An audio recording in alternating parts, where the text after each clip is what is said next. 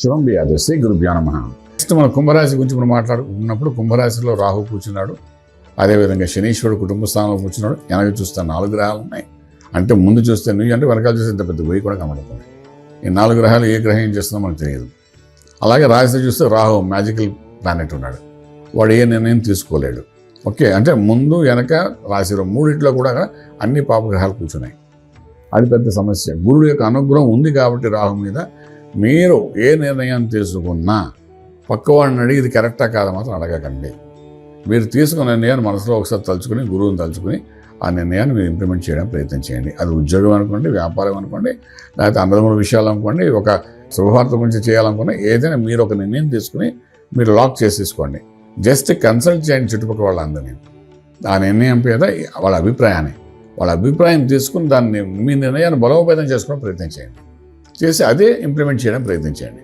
దాన్ని you will be successful. కుంభంకి గురుడు యొక్క అనుగ్రహం ఒకటే ఉంది. ముందు వెనక అన్ని పాపగ్రహాలు కూర్చున్నాయి. ముందు ఎవరైనా అన్నదమ్ముల కుటుంబం వాళ్ళని అడగాలనుకున్నామండి, ఆ టైం వాళ్ళు చెప్పేది అంతా మనకంటే రాంగ్ ఉంటాయి, మనం నష్టపోయే అవకాశం ఉంటుంది. అంటే ఈ యొక్క టెంపరీగా నేను చెప్తాను, పర్మనెంట్గా అదే ఇష్యూ అని కాదు. అలాగే 12 వెనకాల అంటే ఆ 4 గ్రహాలు 4 రకాల ఐడియాలు ఇస్తాయి. ఈ 4 ఐడియాలు చేసి మీ బుర్ర పాడు చేస్తుంది.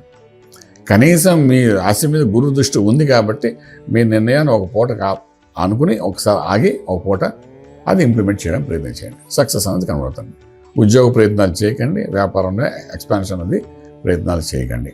ఒక శుభవార్తలు వింటారు, శుభమైన కార్యక్రమంలో పాల్గొంటారు. గృహప్రవేశం, శంకుస్థాపన వానికి మీరు శ్రీకారం చుట్టండి. అగ్రిమెంట్స్కి అన్నిటికీ ఓకే చేసుకోండి.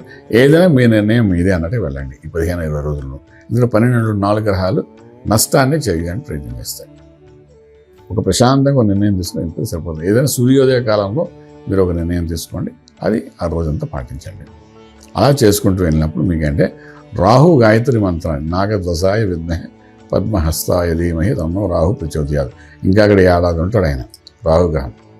అంటే ఈ రాహు గాయత్రి మంత్రం చదువుతుంటే మాయలో పెట్టకుండా మిమ్మల్ని మాయకి సత్యానికి మధ్యలో నిలబెడేస్తారు.